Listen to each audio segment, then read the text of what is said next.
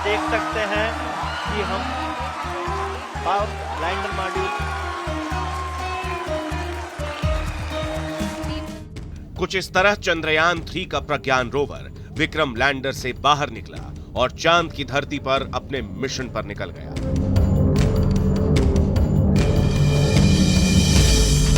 शुक्रवार की सुबह दुनिया ने देखा चांद पर हिंदुस्तान का मून वॉक। ट्विटर पर बधाई संदेशों के साथ हैशटैग प्रज्ञान लैंडर ट्रेंड करने लगा।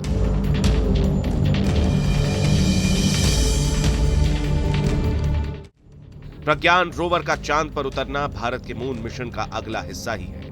अभी तक मिशन चंद्रयान 3 का हर स्टेज सफल रहा है। टेक ऑफ, फिर चांद की कक्षा में एंट्री और सबसे अहम लैंडिंग, जहां आखिरी के चंद मिनट यानी टेरर ऑफ 17 मिनट्स को पार कर चंद्रयान का विक्रम लैंडर चांद के साउथ पोल पर स्थापित हो गया। लेकिन असल मून मिशन की शुरुआत तो इसके बाद हुई। लैंडिंग के 4 घंटे बाद प्रज्ञान रोवर को चांद पर उतारा गया। अब सवाल उठता है कि प्रज्ञान चांद पर करेगा क्या, इसका मिशन क्या है। तो इसे समझने से पहले आपको दिखाते हैं कि आखिर ये रोवर है क्या और इसकी बनावट कैसी है।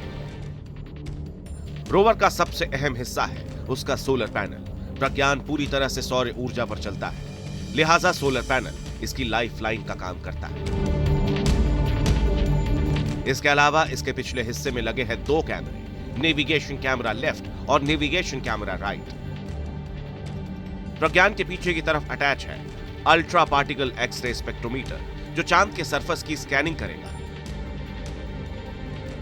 सोलर पैनल के ऊपर फिट है एंटीना, जिसकी मदद से सिग्नल को ट्रांसमिट और रिसीव किया जाएगा। प्रज्ञान रोवर में खास तरह के व्हील्स लगे हैं। इनकी खासियत यह है कि ये किसी भी चट्टान को आसानी से पार कर सकते हैं। इसके अलावा एक और खासियत है, ये जहां से भी गुजरेंगे इसरो के लोगो और अशोक स्तंभ के चिन्ह की छाप छोड़ते जाएंगे। अब आपको समझाते हैं कि आखिर प्रज्ञान रोवर चांद के किन इलाकों में जाएगा और यह काम कैसे करेगा। चांद पर कौन सा देश कहां पहुंचा, ये देखिए। अमेरिका और रूस के मून मिशन ज्यादातर चांद की भूमध्य रेखा के आसपास रहे। चीन चांद के नॉर्थ पोल के थोड़ा करीब जा पाया, लेकिन भारत उस जगह पर पहुंचा है जो सबसे कठिन था, यानी चंद्रमा का साउथ पोल। चांद के इस इलाके में गहरे गहरे गड्ढे हैं, ऊंची चट्टानें हैं, लेकिन प्रज्ञान में लगे कैमरे चांद के सतह को पूरी तरह से स्कैन करने में सक्षम है। स्कैन करने के बाद यह मैपिंग कर विक्रम लैंडर के जरिए इसरो के कमांड एंड कंट्रोल सेंटर में भेजी जाएगी और इसके बाद कमांड सेंटर आगे का आदेश देगा। इसी तरह से प्रज्ञान चांद पर भारत की अमिट छाप को छोड़ता हुआ आगे बढ़ता जाएगा। अब दिखाते हैं कि आखिर चंद्रयान का मेन मिशन क्या है। प्रज्ञान रोवर चांद पर क्या खोजने गया है। And all of you know it is not an easy task at all. It's a work of last so many years. Maybe for Chandrayaan 3 it's a work of last 4 years, but for Chandrayaan 2 that was a work of many years back. And the learning that we got from Chandrayaan 2 of our unsuccessful attempt to soft land has really helped us in perfecting the methodology and also to have large number of experiments tests to prove the process of landing. दरअसल प्रज्ञान चांद की सतह की तस्वीरें भेजेगा, खास कैमरों से चांद की सतह की स्कैनिंग करेगा।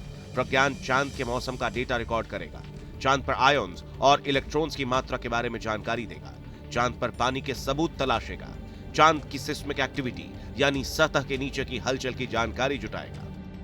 इतना ही नहीं, सबसे खास बात तो यह है कि पूरी दुनिया प्रज्ञान रोवर की आंखों से पहली बार चांद के दक्षिणी ध्रुव के इलाके को पास से देखेगी। प्रज्ञान 1 लूनर डे तक चांद पर रहेगा। चांद पर 1 दिन यानी धरती पर 14 दिन। चूंकि चांद पर 14 दिन उजाले के बाद यानी अगले लूनर डे रात रहती है, तो इस दौरान सोलर पावर से चलने वाला प्रज्ञान काम नहीं कर पाएगा।